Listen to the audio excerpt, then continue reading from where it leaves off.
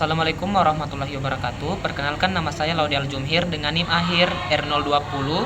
Jadi pada video kali ini saya akan menjelaskan electrical stimulation, yaitu TENS, di mana TENS ini adalah transcutaneous electrical nerve stimulation, yaitu alat stimulasi listrik ringan yang ditempel di kulit untuk membantu mengurangi nyeri. Modalitas ini umum digunakan pada kasus nyeri lutut seperti osteoartritis, cedera ligamen, atau nyeri muskuloskeletal. TENS ini bertujuan untuk yang pertama adalah untuk mengurangi intensitas nyeri yang ada pada area lokalisasi, kemudian menghambat sinyal nyeri ke otak melalui mekanisme gate control teori, kemudian merangsang pelepasan endorfin. Dengan nyeri yang berkurang, maka pasien dapat lebih mudah melakukan aktivitas dalam latihan rehabilitasi. Nah, TENS ini mengirimkan arus listrik frekuensi rendah melalui elektroda. Nah, arus ini menstimulasi serabut saraf non-nociceptif sehingga sinyal nyeri dapat ditekan. Pada frekuensi tertentu, TENS juga dapat merangsang hormon endorfin yang memberi efek analgesik. Modalitas ini efektif digunakan pada kasus seperti osteoartritis lutut, patellofemoral pain syndrome, nyeri pasca cedera jaringan lunak, kemudian post operatif tertentu sesuai rekomendasi klinis, dan juga ketegangan otot sekitar lutut. Nah, adapun untuk kontraindikasi ataupun kehati-hatian dalam penggunaan TENS ini adalah tidak dianjurkan untuk digunakan pada area seperti luka terbuka dan kulit iritasi ataupun kondisi dermatitis lainnya. Kemudian pasien dengan menggunakan daerah pacemaker, kemudian area infeksi, lalu ibu kehamilan, dan itu tidak boleh juga digunakan pada area abdomen dan pelvis.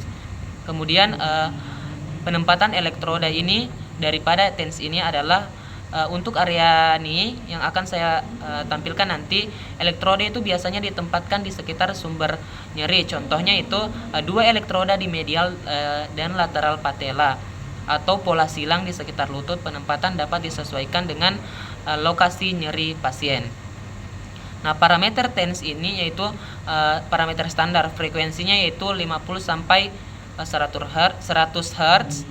Kemudian intensitasnya itu dapat dinaikkan hingga pasien merasakan sensasi kesemutan nyaman dan tidak menimbulkan nyeri.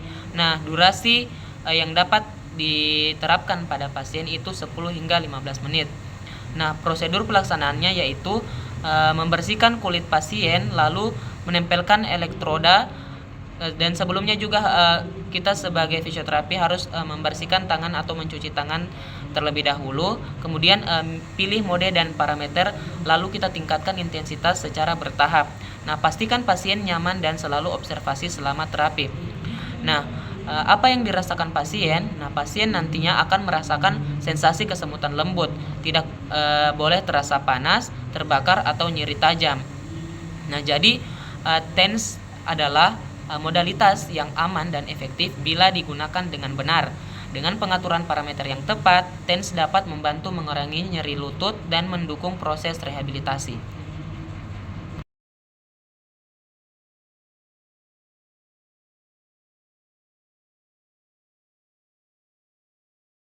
Jadi pada alat ini kita bisa melihat bahwa ada layar timer, yaitu untuk menampilkan durasi seberapa lama terapi akan dilakukan dalam satuan menit. Kemudian ada di indikator levelnya itu bisa dilihat lampu bar LED hijau yang menunjukkan kekuatan intensitas dari ini untuk ultrasound. Kemudian untuk tombol mode use itu untuk memilih gelombang, apakah ultrasound biasanya continuous dan pulse.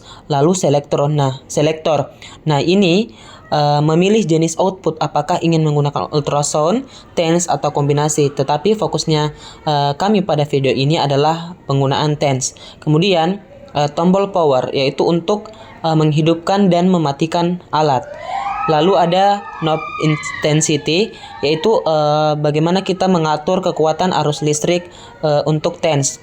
Nah, kemudian ada frekuensi, di mana kita dapat mengatur frekuensi pulsa dari TENS ini. Lalu ada port kabel elektroda di sisi kanan bawah itu di mana untuk menyambungkan atau mengkoneksikan kabel TENS. Lalu ada port probe ultrasound. Nah, itu di bagian kiri bawah. Nah, jadi timer ini berfungsi mengatur lamanya sesi terapi, biasanya antara 5 hingga 15 menit. Nah, jadi akan terlihat angka digital misalnya 0,2 yang berarti sisa 2 menit. Nah, kemudian kalau gelombang kontinu yaitu untuk pemanasan jaringan, meningkatkan aliran darah dan mempercepat penyembuhan jaringan kronis.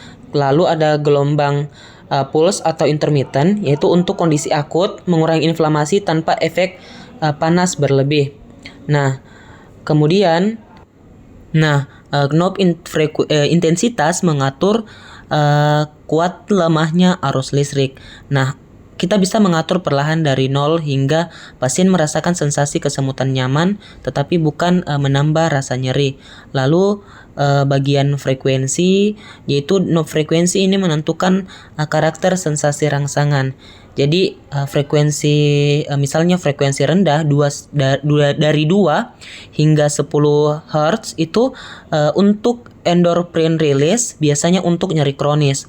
Nah, untuk frekuensi tinggi yang biasanya 50 hingga 120 Hz itu untuk pain gating mekanisme cocok untuk nyeri akut, tetapi bagaimana kita menyesuaikan dengan alat. Nah, lalu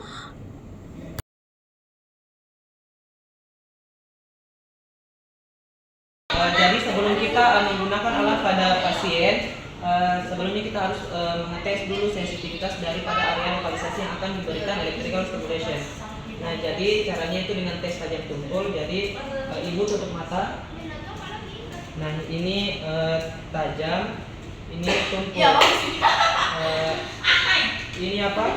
Tajam. Ini. Oke. Nah, setelah itu kita akan mengaplikasikan alat. Jadi kita memasang rodanya ini. Tekan tombol on yang berada di belakang alat dan pastikan alat tersambung ke arus listrik.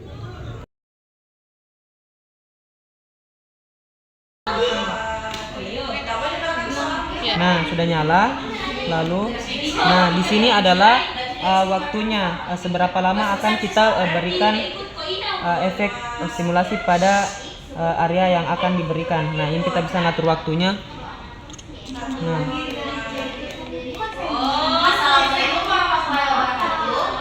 Nah, kita berikan sekitar 3 menit.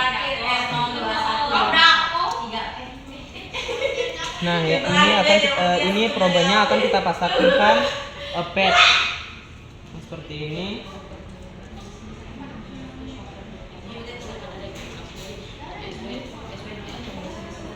Nah, dan sebelum kita menggunakan padnya, kita terlebih dahulu harus mencucinya dengan menggunakan air bersih dan di air mengalir. Nah, jadi seperti ini, kita mencuci pad terlebih dahulu menggunakan air mengalir yang bersih supaya pad yang akan kita gunakan nantinya bisa dapat lebih steril. Nah, kita tempatkan padnya di area, lalu kita lilit menggunakan home care, rumah sakit maupun klinik. Jadi dia dengan cara memanfaatkan gelombang elektromagnetik berbentuk mati letak. Aduh, mati letak sana. Robert. Enggak.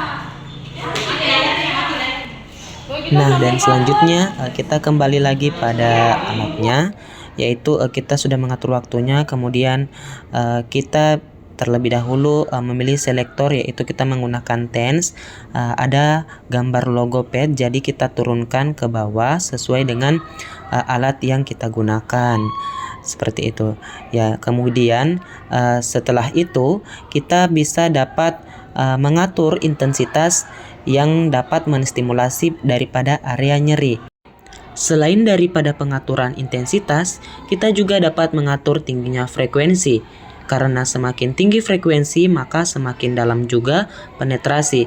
Artinya adalah semakin kita tinggikan frekuensi dari alat ini, maka intensitas atau penetrasi yang masuk ke dalam jaringan kita itu dapat lebih dalam. Dan juga kita bisa mengatur arus yang digunakan, apakah kontinu atau intermittent.